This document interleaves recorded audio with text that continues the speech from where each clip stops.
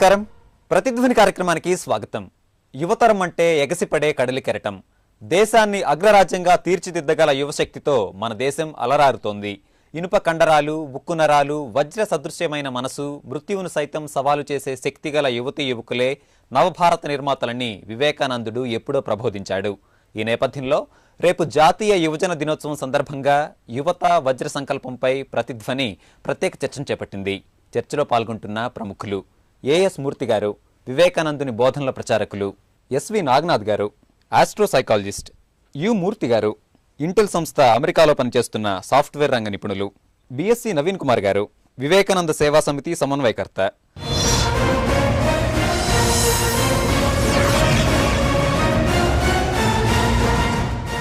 నిర్భయంగా ఉండండి, దేనికి భయపడవద్దు. మీరు అద్భుతమైన పనులను చేయబోతున్నారు. భయపడిన మరుక్షణం మీరు ఎందుకు పనికిరారు. ఘోరమైన బాధలన్నింటికీ అసలు కారణం భయమే. భయమే మన దుఃఖాలన్నిటికీ ఏకైక కారణం. నిర్భయత్వం క్షణం మనకి స్వర్గాన్ని కొనితేగలదు. కాబట్టి లెండి, మేల్కోండి, గమ్యాన్ని చేరుకునే వరకు ఆగకండి. భయాన్ని వీడమంటూ వివేకానందుడి మేలుకొలుపు. మూర్తి గారు, జనాభాలో యువత అధిక స్థాయిలో ఉన్నారు, వారే మన సంపద అని చెప్పి మనం ప్రస్తుతం అనుకుంటున్న తరుణంలో వివేకానంద స్వామి ఈ అంశాన్ని ఎప్పుడో పేర్కొన్నారు. మరి ఆయన బోధనలు యువతకి ఎట్లాంటి మార్గదర్శకం అంటారు? ఆయన ఎలాంటి బోధనలు చేశారంటారు? ఆధునిక భారతదేశంలోనే కాకుండా ఎక్కడ చూసినా సరే యువత ఒక దేశానికి వెన్నెముకలా ఉంటారు. కాకుంటే కాలానుగతంగా ఏం జరుగుతోంది అంటే ఆ యువత యొక్క అభిప్రాయాలు మారుతూ వచ్చి పెద్దవాళ్ళు కానీ సమాజంలో ఉండేటువంటి ఆదర్శమూర్తులు కానీ ఏ విధంగా అయితే యువత ఉండాలి అని ఆశిస్తున్నారో ఆ విధంగా యువత ఉండడం జరగటం లేదు. దీనికి పరిష్కారం అనేక మంది ఇచ్చినప్పటికీ కూడా సమగ్రము సంపూర్ణము అయినటువంటి మార్గదర్శక సూత్రాన్ని అందించిన మహానుభావుడు స్వామి వివేకానంద. అందుకే వివేకానందకి యువతకి విడదీయరాని సంబంధం ఉంది. నా జీవిత లక్ష్యం అంతా యువతని ఉద్ధరించడమే, వారికి మార్గదర్శకం చేయడమే అని చెప్పిన మహానుభావుడు ఆయన. కనుకనే గాంధీజీ కాదు, ట్యాగూర్ కాదు, ఏ దేశ నాయకుడు అనుకున్నా కూడా వారు ఈ వివేకానందుని యొక్క స్ఫూర్తితో మేము దేశాన్ని ప్రేమిస్తున్నాము, ఆ వివేకానంద యొక్క స్ఫూర్తే దేశానికి కానీ యువతకి కానీ మార్గదర్శకము అని చెప్పినటువంటి మహనీయుడే. వివేకానంద స్వామి బోధనల్లో కీలకమైనటువంటివి, యువతకి స్ఫూర్తినిచ్చే అంశాలేంటి? యువతలో అనేక సమస్యలు ఎదుర్కొనేటువంటి పరిస్థితులు ఏర్పడతాయి. ఆ పరిస్థితుల్ని ధైర్యంతో ఎదిరించాలి తప్ప పిరికితనంతో కానీ ఆత్మ న్యూనతతో కానీ స్వీయ వంచన చేసుకోకూడదు. దానికి కావాల్సింది ఏమిటంటే విద్య అంటే అవగాహన కావాలి, సంస్కృతి అంటే స్పష్టమైనటువంటి ఆలోచన ఉండాలి, తన మీద తనకి ఆత్మవిశ్వాసం ఉండాలి. క్లైబ్యం మాస్మగ పార్థ నైతత్వ ఉపపద్యతే క్షుద్రం హృదయ దౌర్బల్యం త్యక్తోష్టిత పరంతప అని భగవద్గీతలో చెప్పారు. అంతే ఆత్మన్యూనత కానీ పిరికితనం కానీ మగవాడిని పనికిరాని వాడి కింద చేస్తుంది. అలాంటి ఆత్మన్యూనత ఆవేశానికి లోనవుతున్నారు ఈనాడు యువత. ఆ యువతకి సన్మార్గం కనిపించాలి అంటే వివేకానందుని యొక్క బోధనలు సమగ్రంగా అర్థం చేసుకోవాలి. వివేకానందుడు నిత్య స్ఫూర్తి అంటారు. మరి అలా స్ఫూర్తి నింపేటటువంటి వివేకానంద స్వామి సూక్తులు కొన్ని ప్రస్తావిస్తారా? వివేకానంద స్వామి చెప్పారు అండి, విద్య అంటే ఏమిటి అని అడిగారు ఎవరో. అప్పుడు ఫిజిక్స్ కాదు, కెమిస్ట్రీ కాదు, మ్యాథమెటిక్స్ కాదు, ఒక లాంగ్వేజ్ కాదు. We want that education by which character is formed, strength of mind is increased, intelligence expanded and by which one stands on one's own feet. విద్య అంటే మానసిక వికాసం కలగాలి, వివేక బుద్ధి పెరగాలి, ఒక వ్యక్తి తన కాళ్ళ మీద తన నిలబడే శక్తి కావాలి, శీలాన్ని నిర్మించాలి. ముఖ్యమైనటువంటి వివేకానందుని యొక్క కేంద్రీకృతమైనటువంటి సందేశం ఏమంటే శీలం శీలం శీలం. ఆ శీలం ద్వారానే మానవుడు బాగుపడగలడు. కానీ మన ఆధునిక నాగరికత యువతను ఎక్కడ దెబ్బ కొడుతోంది అంటే ఆ శీలం మీద దెబ్బ కొడుతుంది. ఉత్తమమైన జీవన విధానం శీలం, అది వివేకానందుడు కావాలన్నాడు. నాగనాథ్ గారు, యువత విజయం సాధించాలి అంటే ఇనుప కండరాలు, ఉక్కు నరాలు, వజ్ర సంకల్పం, ఆత్మవిశ్వాసం ఈ అన్ని గుణాలు కలిగి ఉండాలనేటువంటి అంశాన్ని స్వామి వివేకానంద చాలా స్పష్టంగా పేర్కొన్నారు. మరి యువతలో నేడు ఈ లక్షణాలు కనిపిస్తున్నాయా? వివేకానందులు వారు ధార్మికపరమైన విషయాలు, మనకి ఇంటలెక్చువల్ సబ్జెక్ట్స్ అంటాం, అవన్నీ కూడా దాన్ని ట్రాన్స్పరెంట్గా మెటికులస్గా ఆయన అనాలిసిస్ చేసి ఇవాళ మనం చదువుకుంటుంటే మోడర్న్ ఎడ్యుకేషన్కిను ఏన్షియంట్ టైంకి ఆయనకు చాలా స్పష్టమైన అవగాహన తీసుకొచ్చారు. అందులో ప్రధానంగా ఆయన విమర్శించింది ఏంటంటే ఫేట్ అన్న పదానికి ఆయన నిర్వచనం చెప్పారు. అన్ని మతాల వాళ్ళకి కూడా ఒక అన్కాన్షియస్లీ ఒక స్టేట్మెంట్ ఏంటంటే వాళ్ళ జీవితంలో ఏం జరిగినా ఇది విధిలిఖితమనో నిర్వీర్యమనో భగవంతుడు శాసించాడు అన్నటువంటి ఒక ఆత్మవంచన నుంచి మనిషి ఆ చైతన్య స్థితిని కోల్పోతున్నాడు. కాబట్టి ఆ చైతన్యాన్ని నింపుకుంటూ అనునిత్యం మనము ఆత్మవిశ్వాసంతో ముందుకు వెళ్ళాలి, మనం అనుకున్నటువంటి జీవన విధానంలో మనం ఏర్పరుచుకున్న గోల్స్ని మనం సాధించాలి అనేటువంటి దృక్పథానికి ఆయన శాస్త్రీయపరమైన వివరణ ఇచ్చాడు. దాంట్లో ఆయన చెప్పింది ఫేట్ అంట్లో చాలా స్పష్టంగా చెప్తారు ఏంటంటే you are the creator of your own destiny, you are the creator of your own fate అని చెప్తారు. దానికి అనుగుణంగా ఆయన ఏదో ఇట్లా సూపర్ఫిషియల్గా ఒక స్టేట్మెంట్ ఇచ్చి వదలలేదు. దానికి శరీరాన్ని మనసుని ఎలా అన్వయించుకోవాలి, దాంట్లో ప్యూరిటీ స్పష్టత అన్నది ఎంతవరకు మన జీవితంలో అవసరము, దాన్ని మనం అనునిత్యం సాధన ద్వారా ఎలా పెంచుకోవాలి అన్న విషయాన్ని మనకి ప్రాచీన గ్రంథాల్లో అన్ని మత గ్రంథాల్లో ఉన్న విషయాన్ని కూడా చాలా ట్రాన్స్పరెంట్గా సగటు మనిషికి కూడా అర్థమయ్యేలాగా చెప్పారు ఆయన. అందులో ముఖ్యంగా యువతకు చెప్పిన విషయం ఏంటంటే ఇప్పుడు యువతలో లేనిది ఏంటంటే శారీరక వ్యాయామం లేదు, మెకానికల్ అప్రోచ్. అప్పట్లో ఆయన చెప్పింది ఒకటే విషయం, మీరు ధార్మిక కథలు పుస్తకాలు చదవడం కన్నా గ్రౌండ్కి వెళ్ళి ఫుట్బాల్ ఆడండి, దాని మూలంగా శరీరము ఆత్మ మనసు అన్నీ కూడా మిళితమవుతాయి, దానివల్ల మీలో ఒక చైతన్యం ఏర్పడుతుంది, ఒక స్ఫూర్తి ఏర్పడుతుంది, దానివల్ల మీరు జీవితంలో ఎన్ని ఫెయిల్యూర్స్ ఉన్నా కానీ దాన్ని సాధించి అధిగమించడానికి మీరు చేసే ప్రతి ప్రయత్నంలో మీరు సక్సెస్ అవ్వడానికి అవకాశం ఉంటుంది, అవగాహన ఉంటుంది. కేవలం పుస్తకాల్లో ఉన్నటువంటి డిగ్రీలు మాత్రమే, యూనివర్సిటీలు ఇచ్చే డిగ్రీలు కాదు, వ్యక్తిత్వ వికాసం కావాలి, దానికి పరిపూర్ణమైన అవగాహన మనకి అంతర్ముఖం నుంచే ఏర్పడుతుంది. ఒక వ్యక్తి నాయకుడు కావాలన్నా, ఒక శాస్త్రవేత్త కావాలన్నా, ఒక డాక్టర్ కావాలన్నా, ఒక సక్సెస్ఫుల్ పర్సనాలిటీ కావాలన్నా కానీ దానికి ఒకే ఒక ఆధారం ఏంటంటే అంతర్ముఖము, అది ఇన్సైట్స్ అని చెప్పారు. మన అంతర్ముఖంగా ఉన్న భావాన్ని మనం మార్చుకోవాలంటే ఒక జన్మ పడుతుందని చెప్పాను. దానికి అనునిత్యం మనం సాధన చేయాలి. అంటే ఒక మనిషి వ్యక్తిత్వం పెంచుకోవడానికి ఆ వ్యక్తిత్వం మీద ఉన్న శ్రద్ధే కారణం అని చెప్పారు ఆయన. రైట్. సో అది ఇప్పుడు యువతలో కనుమరుగైంది అన్నది ఇస్ అ ఫ్యాక్ట్. మూర్తి గారు, గాంధీ నుంచి సుభాష్ చంద్రబోస్ వరకు వివేకానంద స్వామి స్ఫూర్తి పొందినటువంటి తొలితరం జాతీయ నాయకుడు లేరుడు అనడం అతిశయోక్తి కాదు. ప్రపంచవ్యాప్తంగా కూడా అనేక మంది స్వామి నుంచి స్ఫూర్తి పొందారు. మరి ఇంతటి స్ఫూర్తి స్వామి ఎలా ఇవ్వగలిగాడు అంటారు? ముఖ్యంగా యువతలో ఆయన ఎలా స్ఫూర్తి నింపగలిగారు అంటారు? ఒక దేశం పురోగమనంలో వెళ్తోందా తిరోగమనంలో వెళ్తోందా అని నిర్ధారించాలి అంటే ఒక తరం ఎలా వెళ్తోంది అన్న చూస్తే మనకు తెలిసిపోతుంది. ఆ తరం కూడా యువతరం ఎటు వెళ్తోంది అన్న చూస్తే పర్ఫెక్ట్గా మనకు తెలిసిపోతుంది. ఈ దేశం ముందుకు వెళ్తుందా, ఒక 50 సంవత్సరాల తర్వాత ఎక్కడ ఉంటుంది ఇది అన్నది తెలిసిపోతుంది అన్నమాట. అది ఆయన అప్పుడు గ్రహించే యువతనే ఆయన ఎంతసేపు స్ఫూర్తిదాయకం చేయాలి, వాళ్ళని పైకి తీసుకురావాలి, వాళ్ళని ఆయన మూర్తి గారు చెప్పినట్టుగా వాళ్ళ శీలాన్ని బాగా తీర్చిదిద్దాలి అన్న స్ఫూర్తి తీసుకురావాలని ట్రై చేశారనమాట ఆయన. కాకపోతే నా ఉద్దేశంలో ఎవరైనా కూడా నేర్చుకోవడం అన్నది 3 విధాలుగా నేర్చుకుంటారు. ఒకటి తల్లి తండ్రి దగ్గర నేర్చుకుంటారు. వాళ్ళ నడవడిక వీళ్ళు చూసినా చూడకపోయినా నిక్షిప్తం అయిపోతుంది వాళ్ళ బ్రెయిన్ లోపల. ఒక 25 ఏళ్ళ నుండి 50 ఏళ్ళ అయిన తర్వాత కూడా ఈ పరిస్థితిలో మా నాన్నగారు ఉంటే ఏం చేసేవారు అన్నది ఆటోమేటిక్గా వచ్చేస్తుంది వాళ్ళకి. రెండోదేమో గురువు, వాళ్ళు ఎలా చెబుతారు, ఎలా తీర్చిదిద్దుతారు అన్నది. మూడోదేమో సమాజం. ఒక గంజాయి వనం లోపల ఒక్కటే తులసి మొక్క ఉన్నా కూడా అది మార్చుకోదు దాని పద్ధతిని, దాని పద్ధతి దానికే ఉంటుంది. కానీ మనిషి మాత్రమే చుట్టూ చూసి నేర్చుకుని చెడవనండి మంచవనండి దానిలోకి వెళ్ళిపోతాడు. అందుకని చెప్పనేసి వివేకానంద స్వామి ఒక పర్ఫెక్ట్ ఇది చేస్తే మీరు సక్సెస్ అయిపోతారు, విజయం చేకూరుతుంది మీకు, ఇందులోకి వెళ్ళండి. కానీ ఇది వీళ్ళు వెళ్తున్నారా లేదా అనేది నేను యువతని మాత్రం ఏ రోజు తప్పు పట్టనండి. ఇప్పుడు తల్లి తండ్రి నీతి నియమాలు ధర్మంతో ఉన్న రోజు మా నాన్నగారు ఇలా ఉన్నారు ఇది హర్షించరు ఆయన నేను ఇలా చేస్తే అని వీళ్ళు వెళ్లకుండా ఉంటారు అక్కడ. అలాగే ఇప్పుడు సమాజం ఎలా ఉందంటే నీకు 95% వచ్చిందా, 99% ఎందుకు రాలేదు అన్న పరిస్థితికి వెళ్ళి ఈ పిల్లలు ఎవరన్నా నేను గాంధీ గురించి తెలుసుకోవాలి, వివేకానందుడి గురించి తెలుసుకోవాలని పుస్తకం తీస్తే ఆ తల్లి తండ్రి వాళ్ళకి చెప్తారు ఈ పుస్తకం ఇప్పుడు నీకు అవసరమా, ఫిజిక్స్ తీసుకో మ్యాథమెటిక్స్ తీసుకో అని చెప్పి ఆ పుస్తకాన్ని పక్కన పెట్టేస్తూ ఉంటే ఇంకా వీళ్ళని ఎక్కడికి మనం క్యారెక్టరైజేషన్ చేస్తాం? మీరు భారతదేశంలో యువతను గమనించారు, అలానే అమెరికాలో ఉన్నటువంటి యువతను కూడా చూశారు.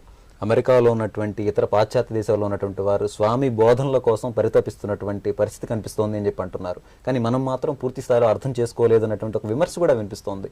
పరిపూర్ణ వ్యక్తిత్వానికి, ముఖ్యంగా వ్యక్తి ఎదుగుదలకి స్వామి యొక్క బోధనలు ఎట్లా దోహదం చేస్తాయి? యువతలో మీరు అంశాలను ఏమేర గమనించారు? యువతకి మనం ఇవ్వాల్సినది అవకాశాలు ఇవ్వట్లేదు అనమాట. ఇప్పుడు అమెరికా లోపల నేను చూసింది, ఒకటికి 100కి 100% మార్కులు వచ్చాయి, వాడికి ఇంకా వేరే ఏ విషయమో తెలియదు, సబ్జెక్ట్ మాత్రమే తెలుసు.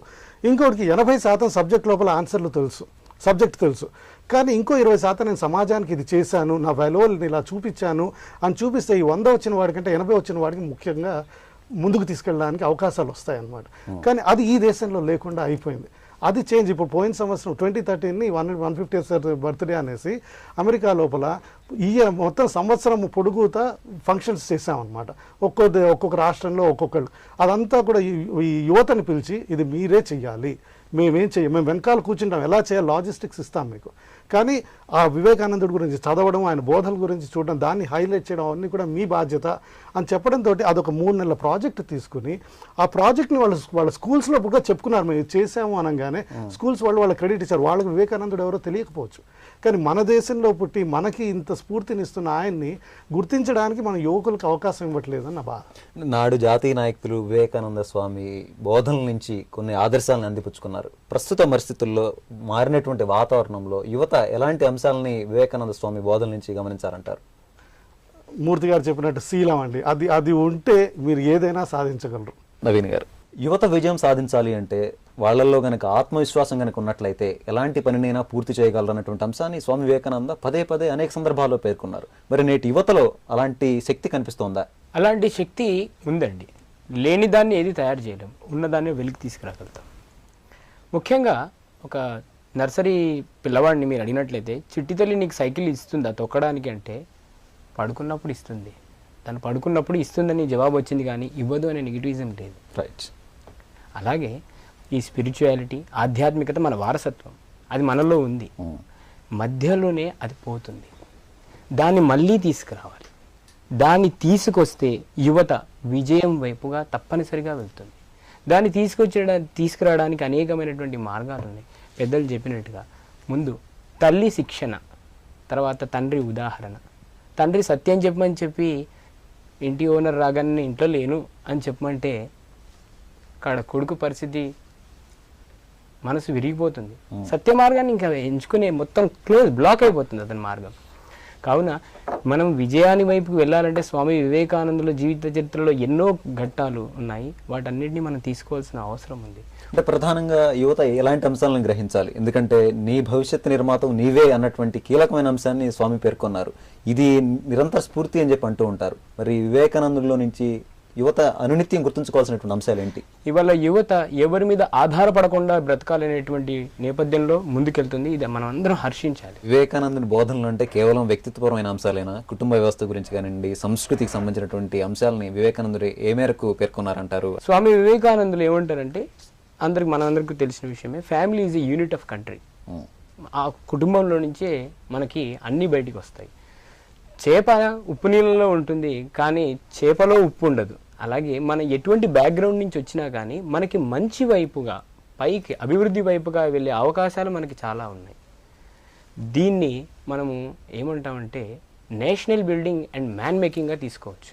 రైట్. మనకి ఎవ్వరు కూడా ఎక్కడ కూడా మనము నిస్సారం అయిపోవాల్సిన లేదు. ఎంతోమంది మన బాల్యం నుంచి, యువకుల నుంచి, మధ్య వయసు వాళ్ళ నుంచి కూడా ఈ నేషనల్ బిల్డింగ్ మ్యాన్ మేకింగ్ వరకు రావచ్చు.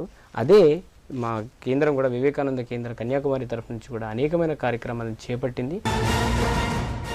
నీ ఆలోచనలను బట్టే నీ ఉత్థాన పతనాలు. సముద్రం మీద వచ్చే అలల్లా కాకుండా సముద్రమంత లోతుగా ఆలోచించు. నీవు ఎలా భావిస్తే అలా జరుగుతుంది. నీవు బలవంతుడవని భావిస్తే బలవంతుడవవుతావు, బలహీనుడవని భావిస్తే బలహీనుడవవుతావు. సమున్నత ఆలోచనలే యువతకు మేలన్న వివేకానందుడు. మూర్తి గారు, ప్రస్తుతం దేశం ఎదుర్కొంటున్నటువంటి సవాళ్లు కానివ్వండి, సమస్యల గురించి కానివ్వండి, ఆలోచించేటటువంటి ప్రయత్నం మరి యువత చేస్తుందంటారా? ఇలాంటి సమున్నతమైనటువంటి ఆలోచనలు యువతలో కనిపిస్తున్నాయా?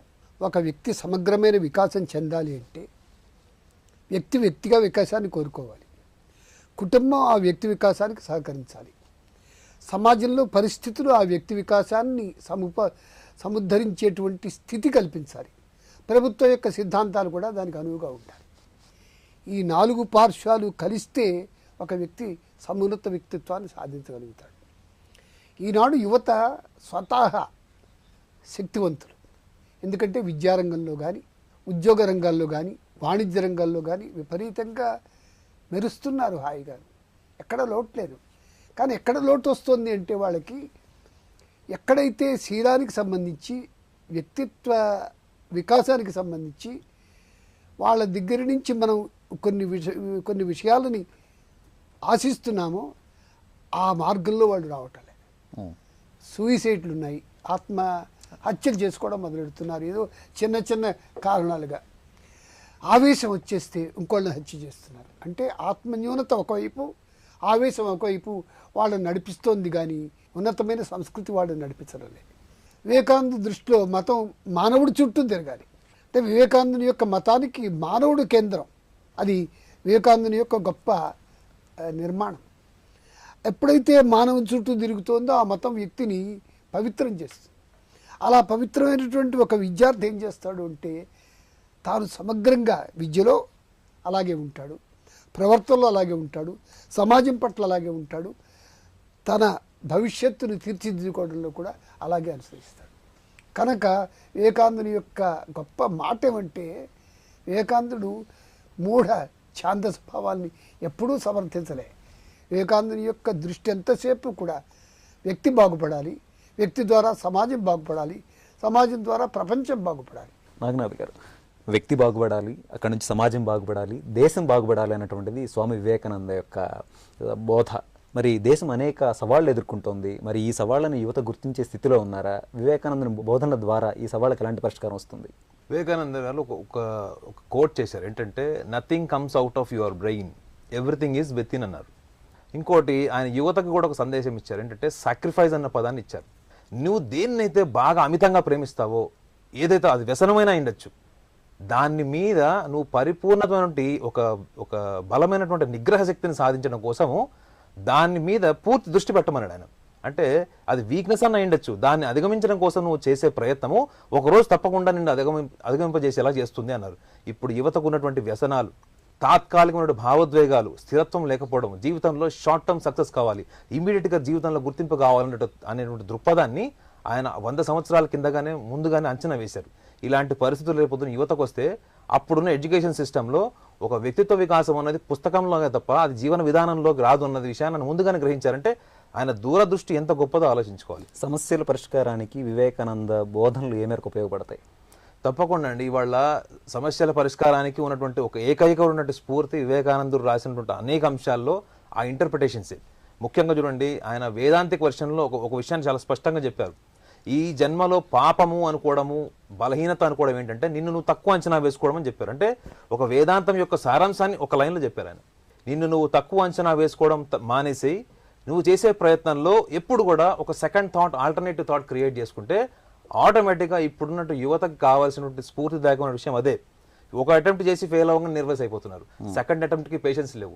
సెకండ్ ఒపీనియన్ తీసుకోవాలంటే అహంకారం, చదువు అడ్డొస్తుంది, వ్యక్తిత్వం అడ్డొస్తుంది. ఇవన్నిటినీ కూడా సమగ్రంగా ఒకవేళ వివేకానందుడి పుస్తకాలు కానీ ఆయన మిషన్లో ఉన్నటువంటి అంశాలని కనుక యువత పరిశీలిస్తే తప్పకుండా భావితరాల్లో కొన్ని వందల మంది వివేకానందులు ఆవిర్భవిస్తారన్నది యాదృష్టి.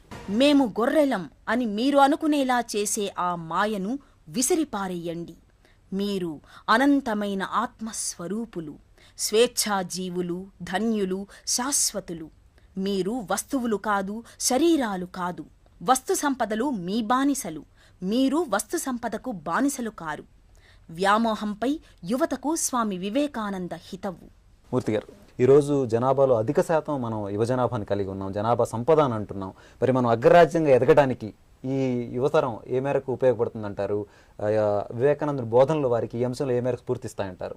ఒక్క లక్షణం వాళ్ళలో పెరిగిపోయింది ఏంటంటే, ఏదైనా జరిగిపోతుంది పర్వాలేదు, దేన్నైనా నేను చేసుకోగలను, డబ్బు పడేస్తే పర్వాలేదు నాకు అన్న భావన పెరిగిపోయిన సమాజం లోపల ఉన్నారు వాళ్ళు. అలా ఉన్నప్పుడు వాళ్ళ ఇంటికి వెళ్ళి నాన్న నేను తప్పు చేశాను అంటే కనుక తండ్రి సరే నేనే నిన్ను శిక్షిస్తాను, లేకపోతే నిన్ను న్యాయస్థానం ముందు నిలబెడతాను అన్న తల్లి ఉంటే కనుకైతే వీళ్ళు చక్కగా నడుస్తారు. వివేకానందుడు చెప్పినవి ఎప్పుడు చెప్పినా కూడా దాన్ని వీళ్ళలో పెంచి పోషించేది ఎవరు? తల్లిదండ్రులే కదా. వాళ్ళు ఇవాళ వాడికి ఏదో ఉంది, నాకు లేదు, నాకు అది కావాలి అన్న రోజు నువ్వు సంపాదించుకో, గుంజుకోకు అని చెప్పే సమాజం కూడా లేకుండా పోయింది. ఈ రెండు ఇలాంటి ఉండడం వల్ల ఏమైపోతుందంటే, ఇప్పుడు నాకు ఆత్మవిశ్వాసం లేకుండా నేను ఇది చెయ్యలేను, ఎలాగో అలాగా వెనకాల దారి నుంచి నేను తెచ్చేసుకోవాలి అన్న ఉద్దేశం ఉంటే కనుక అయితే గాంధీ మహాత్ముడు అంత పెద్దవాడు అయ్యేవాడు కాదు. ఆయన ఒక్కడు ఇంతమందిని నడిపించాడు స్ఫూర్తిగా.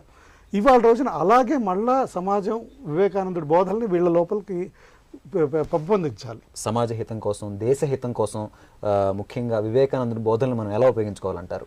నేను నా కోసం బతుకుతున్నాను అనుకోకుండా సమాజం కోసం, దేశం కోసం బతుకుతున్నాను, అవి రెండు బాగుంటే నేను కూడా బాగుంటాను అనుకున్న రోజు అన్నీ బాగుంటాయండి. నవీన్ గారు, సంపూర్ణ వ్యక్తిత్వాన్ని సాధించడానికి మనం వివేకానంద బోధనల్ని ఎలా అర్థం చేసుకోవాలి, ఎలా ఆచరించాలి?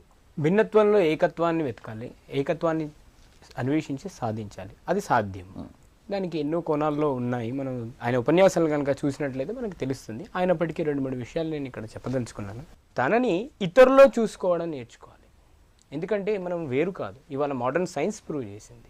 ఈ ఏకత్వాన్ని సాధించి మనం ఎప్పుడైతే ఇతరుల్లో మనం చూసుకొని ఇతరులకు చేసే సేవ, మనం చేసుకునే సహాయం అని ఎప్పుడైతే మనం అనుకుంటామో మనం తప్పకుండా ముందుకు వెళ్తాం. కంపారిజన్లో ఆగిపోతున్నాం, కంపారిజన్ చేసుకుంటున్నాం, బౌండరీస్ చేసుకుంటున్నాం. స్వతంత్రత స్థితిలో ఉండాలి, ఆలోచన రావాలి, అది డెప్త్గా ఉండాలి, నిర్మాణాత్మకంగా ఉండాలి, మ్యాన్ మేకింగ్గా ఉండాలి. ఢిల్లీ దేశ రాజధానిలో ఒక సంఘటన తీసుకుని ఉంటే అక్కడ భ్రాతృత్వం, సౌభ్రాతృత్వం లోపిస్తుంది. ఆ సౌభ్రాతృత్వం ఉండుంటే అలాంటి సంఘటనలు చోటు చేసుకో. మూర్తి గారు, ఆయన మార్గంలో నడుస్తూ ప్రస్తుతం యువత ఎలాంటి అంశాలపై దృష్టి సారించాల్సిన అవసరం ఉంది? వివేకానందునికి ఉన్నది మొట్టమొదటి విశాలమైన విస్తృష్టమైన దేశభక్తి. ఆ దేశభక్తి కోసమే ఆయన యువతను ప్రోత్సహించాడు. తన యొక్క భవిష్యత్తు చూసుకుని తాము పతనం కాకుండా ఉండాలి అంటే వివేకానందుని యొక్క మార్గమే శరణ్యము అని వాళ్ళు గమనించాలి. అలా ఆచరిస్తే వాళ్ళు బాగుపడతారు. ఇందాక నేను చెప్పినట్లు కుటుంబం బాగుపడుతుంది, సమాజం బాగుపడుతుంది, దేశము ప్రపంచము కూడా బాగుపడతాయి. భారత భాగ్య విధాతలు యువతి యువకులే. భావి భారత భాగ్యోదయం యువత మీదే ఆధారపడి ఉంది. లెండి, మేల్కొనండి, మీ గమ్యాన్ని చేరే వరకు ఆగకండి అన్న వివేకానందుని బోధనలతో నేటి యువతరం స్ఫూర్తి పొందాలి. ఇది నేటి ప్రతిధ్వని. నమస్కారం.